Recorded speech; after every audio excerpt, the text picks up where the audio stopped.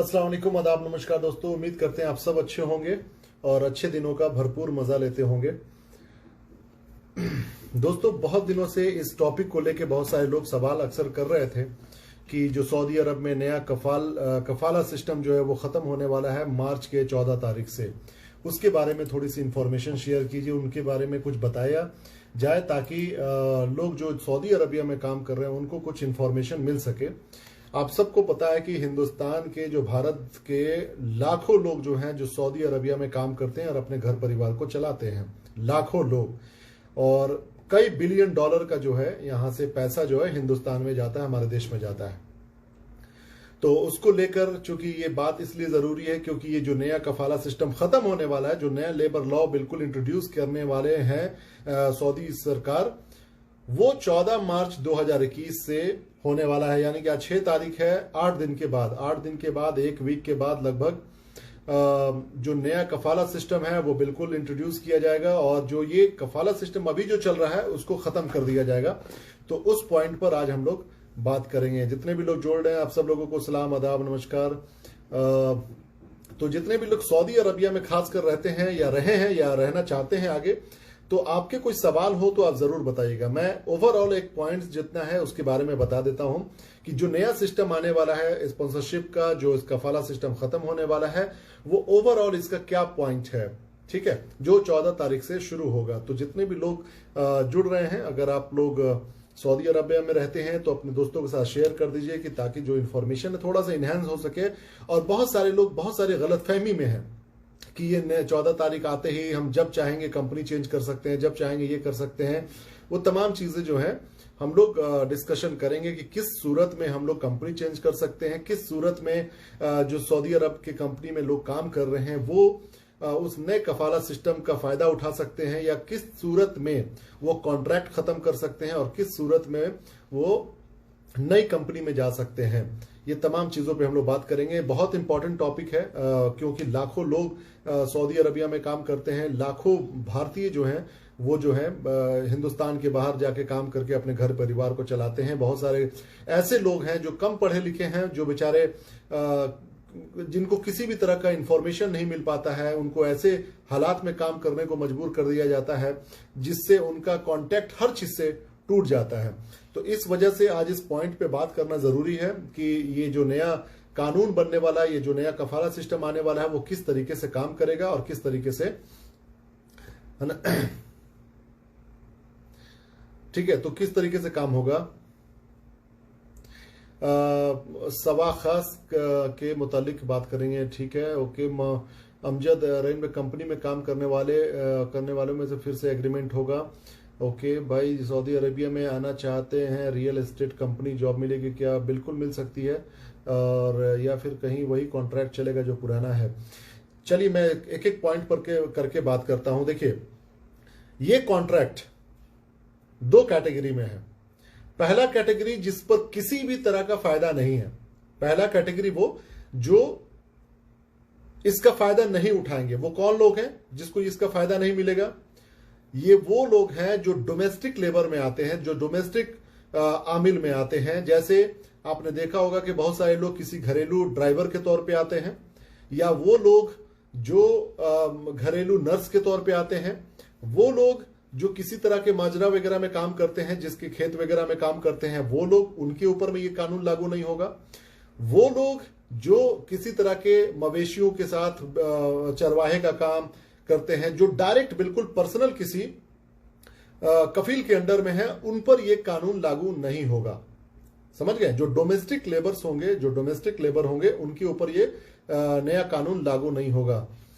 साबिक खास क्या कह रहे हैं फरहान भाई? साबिक खास के मुतालिक जरूर, ठीक है। मैं जो अभी जिस पॉइंट पे बात कर रहा हूं उसी पॉइंट पे बात होगी, इसके अलावा कोई और भी चीज। और वैसे भी मुझे अरबिक में बहुत सारे ऐसे मिनिस्ट्रीज जो डिपार्टमेंट है उसका मुझे आइडिया है नहीं। अगर इंग्लिश में आप लिख सकेंगे तो मैं बता सकूंगा कि मिनिस्ट्री ऑफ इंटीरियर क्या है, मिनिस्ट्री ऑफ फाइनेंस किस तरह काम करेगा, labour law, ministry of labour किस तरीके से काम करेगा, वो इस तरीके से, ठीक है। अब ये कानून किसके लिए लागू होगा? ये कानून उनके लिए लागू होगा जो प्राइवेट सेक्टर में काम कर रहे हैं, जो बिजनेस कर रहे हैं, जो किसी इंडिपेंडेंट बिजनेस के तौर पे काम कर रहे हैं, ठीक है, ये कानून जो है उन पर लागू होगा। ये जो नया कफाला सिस्टम जो खत्म हो रहा है, जो नया कानून लागू किया जा रहा है, ये उनके लिए जो प्राइवेट कंपनीज में काम करते हैं, प्राइवेट सेक्टर में काम करते हैं, बिजनेस करते हैं, उनके लिए ये लागू होगा। 2 कैटेगरी समझ में आ गई। डोमेस्टिक लेबर पे ये कानून लागू नहीं होगा, उनका जिस तरीके से चल रहा है वैसे ही चलेगा। ठीक है, किस पे चलेगा? प्राइवेट कंपनीज पे चलेगा।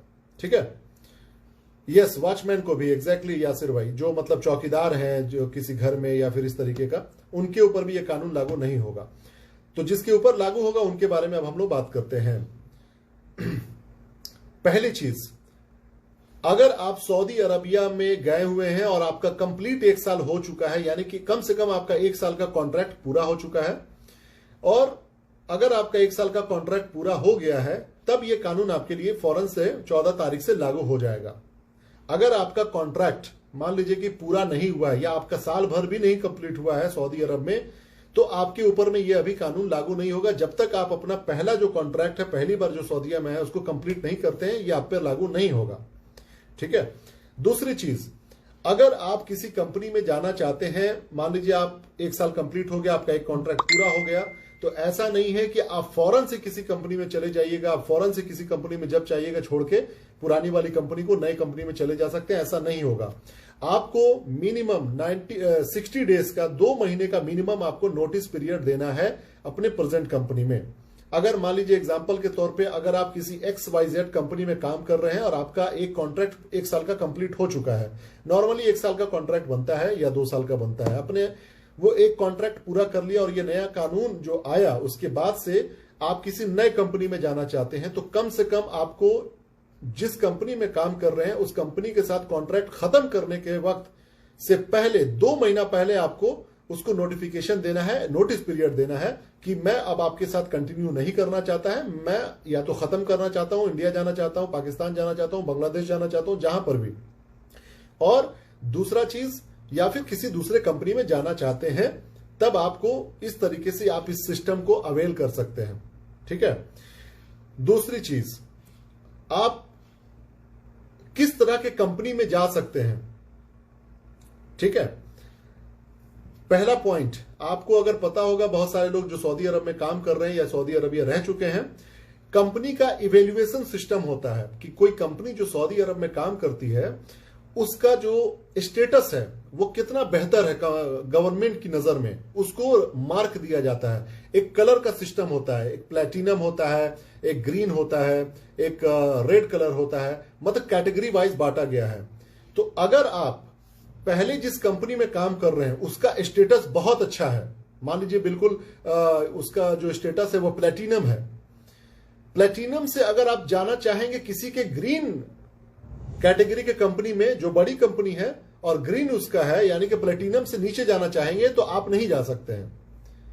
समझ रहे हैं? अगर कोई छोटी कंपनी है, कोई छोटा मतलब मुसासा है या कोई छोटी मतलब स्पॉन्सर की कंपनी, तब हो सकता है। लेकिन अगर नॉर्मली किसी कंपनी में अगर आप जाना चाहते हैं, उस कंपनी को आपका जो कैटेगरी है अगर वो हाई है, यानी कि उसका जो स्टेटस हाई है, आप छोटी कंपनी में नहीं जा सकते। अक्सर लोग देखते होंगे ना कि रेड में चली गई कंपनी, ग्रीन में है कंपनी, अक्सर आप सुनते होंगे इस तरह की बातें, है ना। तो आप बड़े लेवल से छोटे लेवल में नहीं जा सकते हैं, पहला पॉइंट। दूसरा पॉइंट, अगर मान लीजिए कि कोई कंपनी है जिसमें आप काम कर रहे हैं, उसका प्लेटिनम लेवल है, प्लेटिनम वो कैटेगरी में है, लेकिन जो दूसरी कंपनी है वो ग्रीन में है, ठीक है, तो आप नहीं कर सकते हैं, ये पहला पॉइंट। लेकिन अगर मान लीजिए कि जिस कंपनी में जा रहे हैं उसका लेवल लो है, मान लीजिए कि ये ग्रीन ही है वो, और दूसरी में जाना चाहते हैं जिसका ऑलरेडी रेड में है, तो तब पर भी आप नहीं कर सकते हैं। और मान लीजिए जिस कंपनी में आप काम कर रहे हैं वो मतलब कि बिल्कुल लोअर कैटेगरी में है और दूसरी वाली कंपनी बिल्कुल रेड में है, तब पर भी आप चेंज नहीं कर सकते हैं। समझ रहे हैं? तो आपको चेंज करने से पहले इस बात को देखना पड़ेगा कि आपकी कंपनी का स्टेटस क्या है गवर्नमेंट की नजर में, किस कैटेगरी में आता है, ग्रीन में आता है, सिल्वर में आता है, लो ग्रीन में आता है या प्लेटिनम में आता है। ठीक है, तो आप चेंज उसी हिसाब से कर सकते हैं। दूसरी बात, ऐसा नहीं है कि आज मेरा मन कर रहा है कि भैया आज हम XYZ कंपनी में काम कर रहे हैं और कल 2 महीने बाद हम काम नहीं करना चाहते हैं, हम छोड़ के जाना चाहते हैं। कंपनी को आप छोड़ सकते हैं, जैसा कि मैंने कहा कि 2 महीना मिनिमम आपको नोटिस पीरियड देना है। लेकिन अगर आप चाहते हैं कि फौरन से चले जाएं, वो भी पॉसिबल है, लेकिन आपके और जिस कंपनी में आप काम कर रहे हैं उसके बीच में एक म्यूचुअल कंसेंट होना चाहिए, यानी कि आपके और उनके बीच में एक अंडरस्टैंडिंग होनी चाहिए कि चलो ठीक है, कोई मुझे मसला नहीं है, कंपनी में काम नहीं, आप जा सकते हैं, तो आप चेंज कर सकते हैं। ये तो हो गई चेंज करने की बात। लेकिन जब मैंने दूसरा पॉइंट के बारे में बात किया कि कौन सी कंपनी हायर करेगी आपको, नई कंपनी, वो रेड में नहीं होनी चाहिए, ठीक है, उसका स्टेटस जहां से आप आ रहे हैं उससे नीचा नहीं होना चाहिए। और तीसरी पॉइंट, जिस कंपनी में आप जाना चाहते हैं, जिस कंपनी में आप जाना चाहते हैं उस कंपनी में अगर हर कंपनी का एक वीजा का स्टेटस होता है, मतलब गवर्नमेंट उसको वीजा इशू करती है, तो गवर्नमेंट जो होती है, मान लीजिए कि एग्जांपल के तौर में जिस कंपनी में आप जाना चाहते हैं जिसका नाम है एबीसी, और उसका जो लिमिट है 1000 वीजा का लिमिट है, और वो 1000 वीजा में मान लीजिए 900 वीजा जो उसने इस्तेमाल कर लिया, 100 वीजा पड़ा हुआ है। लेकिन अगर वो चाहता है कि मैं किसी को लोकल हायर कर लूं किसी कंपनी से, तो नहीं हो सकता है। उसके पास वीजा नहीं होना चाहिए। जो उसका वीजा ऑलरेडी इशू किया गया है गवर्नमेंट की तरफ से, वो पूरा का पूरा वीजा खत्म हो जाना चाहिए, यानी कि या तो पूरे लेबर आ चुके होंगे उस वीजा पर, और उसको लोकल हायर करनी है, तो उसको गवर्नमेंट में एक मकसद या इस तरह का कुछ वेबसाइट है जहां पर उसको इस इंफॉर्मेशन को शेयर करना है कि मुझे इस इंजीनियर की जरूरत है जिसको मुझे हायर करना है लोकल। वो तभी कर सकता है जब उसके पास पहले से पड़ा हुआ कोई वीजा ना हो, तब वो लोकल हायर कर सकता है। ऐसा नहीं है कि मालूम चला कि इस साल का उसके पास कैटेगरी के पास 1000 का वीजा है, लेकिन वो खत्म ही नहीं हुआ, लोकल हायर दूसरे कंपनी से करना चाहता है, तो ऐसा नहीं कर सकता है। अगर आप पॉइंट वाइज समझ रहे हैं लोग, तो जरूर गौर से सुनिएगा, क्योंकि बहुत से लोग कंफ्यूज हो जाएंगे। बहुत ही आसान है, आसानी से एक बार पढ़ेंगे लेबर लॉ जो नया आया हुआ है, बहुत आसानी से समझ में आ जाएगा, ठीक है। इस लेबर लॉ में और भी बहुत सारे प्रॉफिट होंगे एम्प्लॉयज को। पहली बात, आप जब चाहेंगे छुट्टी के लिए अप्लाई खुद कर सकते हैं। इमरजेंसी छुट्टी जा सकते हैं, नॉर्मल छुट्टी जा सकते हैं। इमरजेंसी छुट्टी 5 दिनों के लिए आपको पेड मिलेगा, यानी कि उसको कंपनी पैसा देगी उस 5 दिनों का, और वो छुट्टी आप आउट ऑफ सऊदीया जा सकते हैं, आप विद इन सऊदीया रह सकते हैं, कोई मतलब नहीं है उससे, कोई मतलब नहीं है, आप अप्लाई कर सकते हैं, आपको फौरन मिल जाएगा 5 दिनों का। लेकिन मान लीजिए इमरजेंसी नहीं है, किसी की मौत नहीं हुई है जो आपके घर के बिल्कुल करीब है, माँ बाप, बीवी या कोई बच्चा या फिर किसी इस तरह का, तो नॉर्मल मतलब है मामला कि मुझे जाना है, तो आप 1 महीने का नोटिस आपको देना पड़ेगा कि मैं अगले 1 महीने में जाना चाहता हूं छुट्टी पर।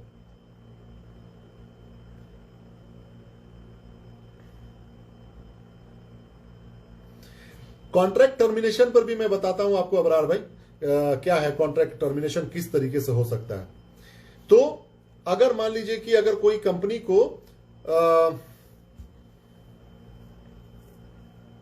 मैं भूल गया क्या बोल रहा था, खैर चलिए अभी कॉन्ट्रैक्ट पे ही बात कर लेते हैं।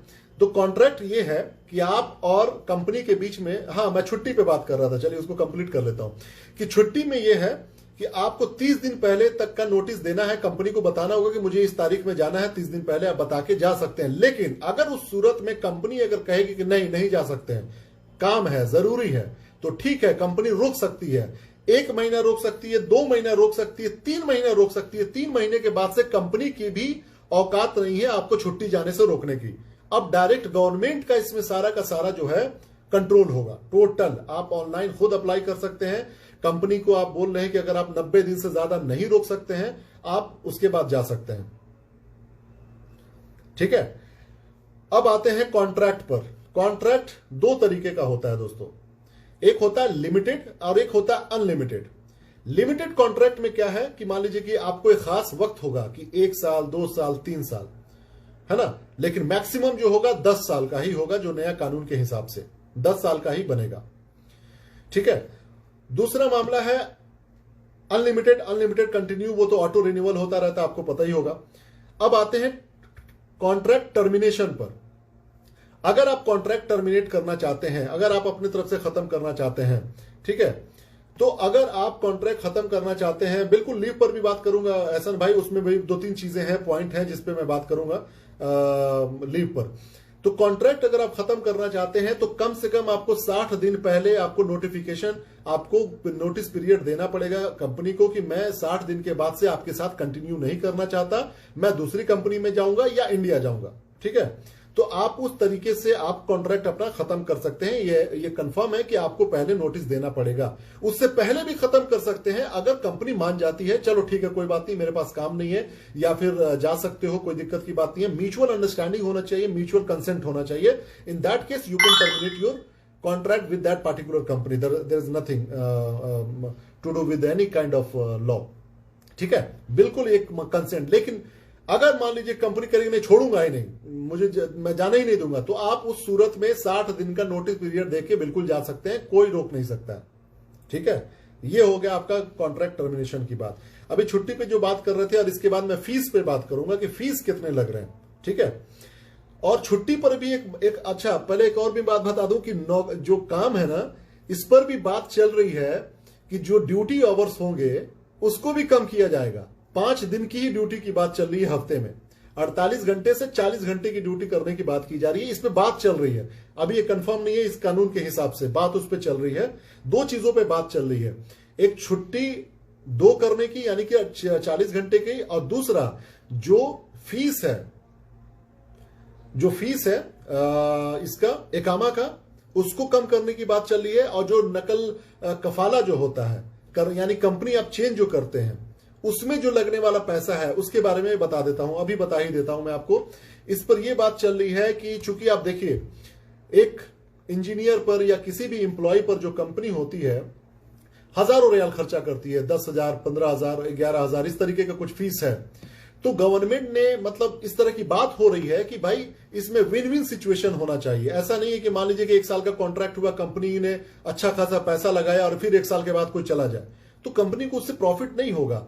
तो उस पर यह बात चल रही है, अभी कंफर्म नहीं है कि आपका इकामा का पैसा कम कर दिया जाएगा। हालांकि इकामा का पैसा आपको वैसे नहीं भरना है, कंपनी को ही देना है किसी भी सूरत में। पहले भी वही नियम था, अभी भी वही नियम है।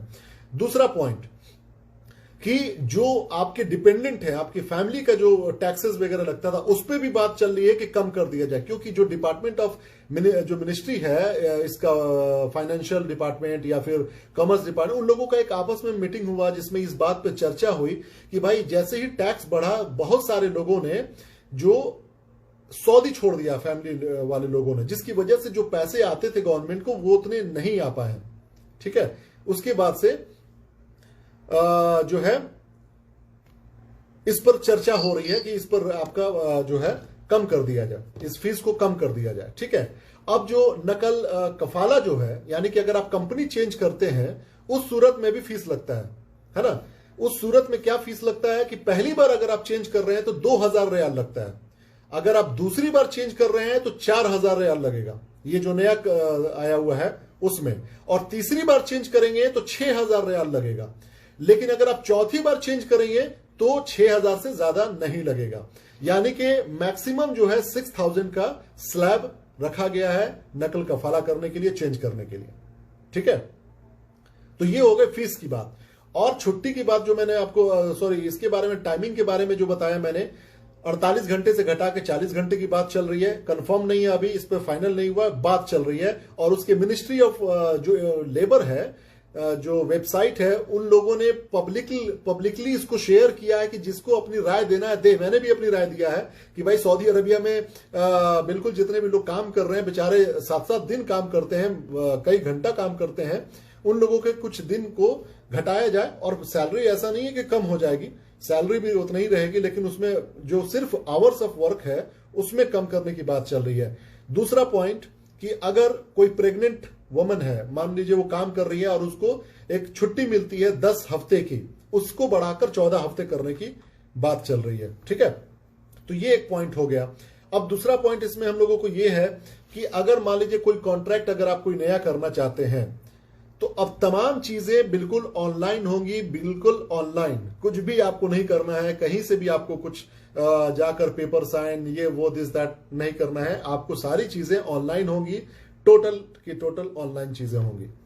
जिस कंपनी पहले क्या होता था कि आपको अपने कंपनी से इजाजत लेनी पड़ती थी, अपने कफील से इजाजत लेनी पड़ती थी कि भैया मुझे जाना है दूसरे कंपनी में, मुझे रिलीज करो, है ना। लेकिन अब ऐसा नहीं होगा, अब उल्टा होगा। जिस कंपनी में जाना चाहते हैं, जो कंपनी को चाहिए, वो कंपनी अब जो है रिक्वेस्ट रेस करेगी, यानी कि मतलब डिमांड करेगी, और आप 2 महीने का नोटिस पीरियड दे देंगे पहली वाली कंपनी में, दैट्स इट, आप आसानी से जा सकते हैं।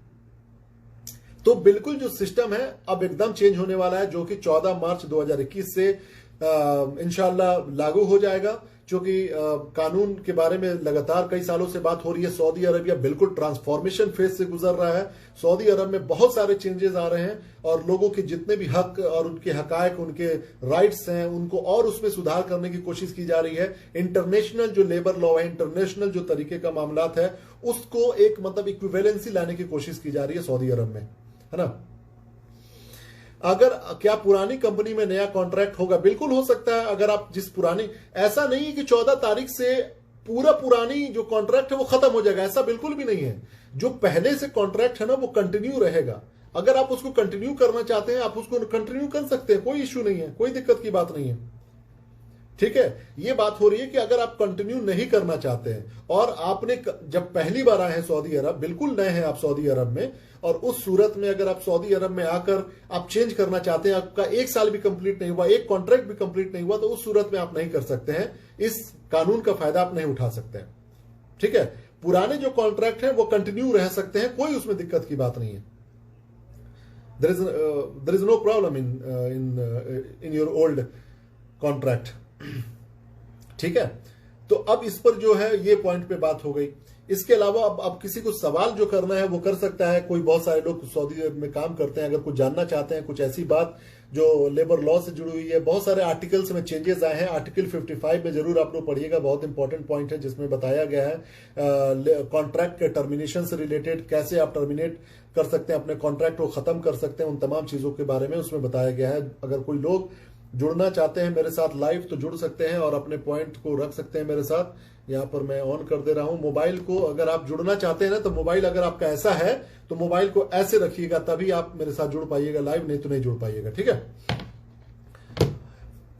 देखिए, अभी इस पॉइंट पे केवल हम लोग नए कफालात सिस्टम पे